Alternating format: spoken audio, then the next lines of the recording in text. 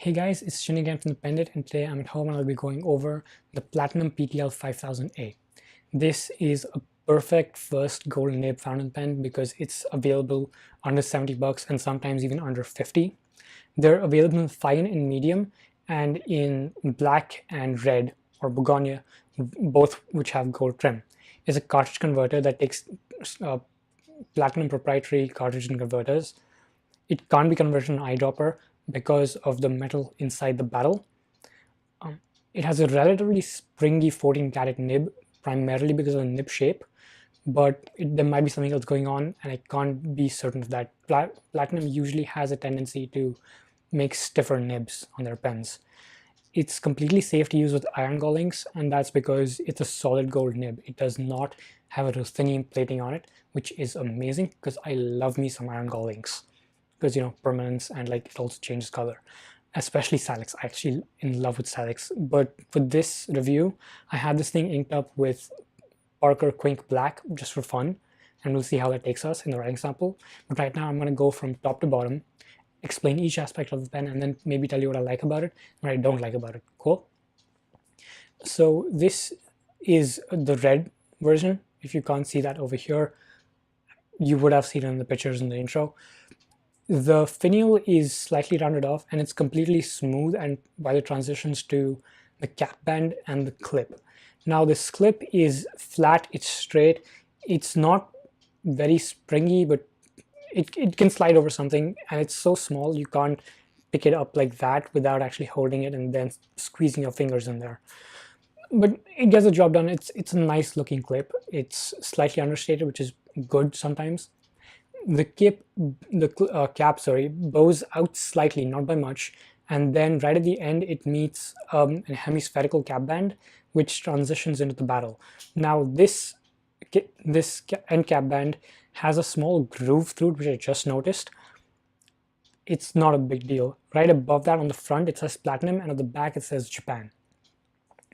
The hemispherical cap band just tapers down and then continues onto the barrel, which again tapers down slightly and ends in the same finial as the one on the clip. Now it's a snap cap and it posts securely. I have no problems with this posting, and I kind of like this posted because it's a rather thin and small pen to begin with. But it posts securely. There's no chance it's going anywhere. The barrel tapers slightly towards a section. Now the section is okay, it's slightly thin for me, but it gets the job done, it's okay. Right above the section there's a small flaring. Now this is the only thing I don't like about this pen, is that the pen is completely gold trimmed, so it has gold trim everywhere. Even the lettering of Platinum in Japan on the cap is gold, but this transition to the nib is silver.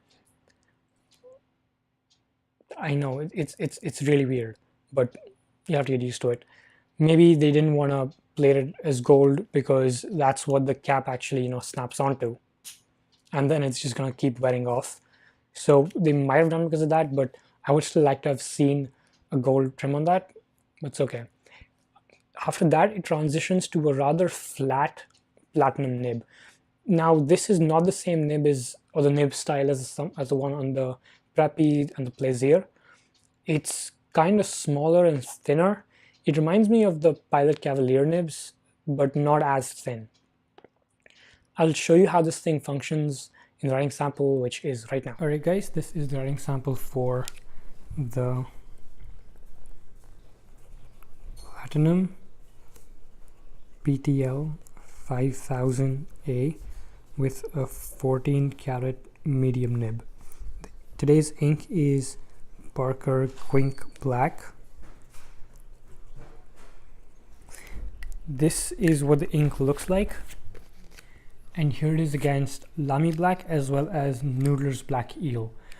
This first came out in the 1920s. I didn't get my bottle in the 1920s, trust me.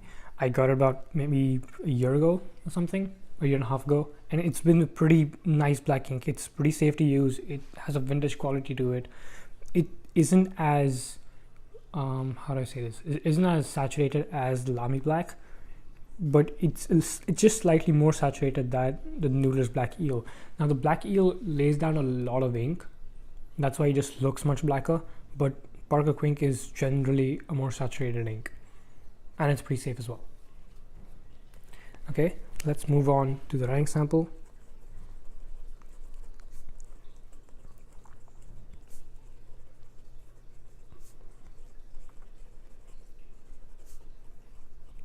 This nib isn't scratchy, but the platinum nibs do tend to have some resistance to them. Let's try with some flex. Now this is a 14 karat gold nib, and I think it's solid gold. I don't think there's a layer of ruthenium in between the outer gold plating and the actual gold. But platinum does have it has a reputation for having much stiffer gold nibs, but this isn't as stiff, maybe because of the shape of the nib. It's pretty flat on the top, so maybe that's the reason. Let's try how wet this is. On the side stroke, meh. On the up and down stroke, if you put some pressure to it, it gets really juicy. Let's try with the signature. Okay, not my favorite signature pen because it doesn't flex as much. 1, 2, it's kind of stiff, and 3, the grind on this particular one isn't great. It's more of a, how do I say this? It's more of a medium fine that Pilot has. It's not bad, don't get me wrong, it's not bad at all, but it's not going to be my go-to pen. I usually like my broads and my double broads, and you know that. Alright, that's the review for the writing sample for the Platinum PTL 5000A. I'll see you guys soon. Alright, thanks guys, that's it from me for the Platinum PTL 5000A. I'll see you guys next time, but until then, stay safe.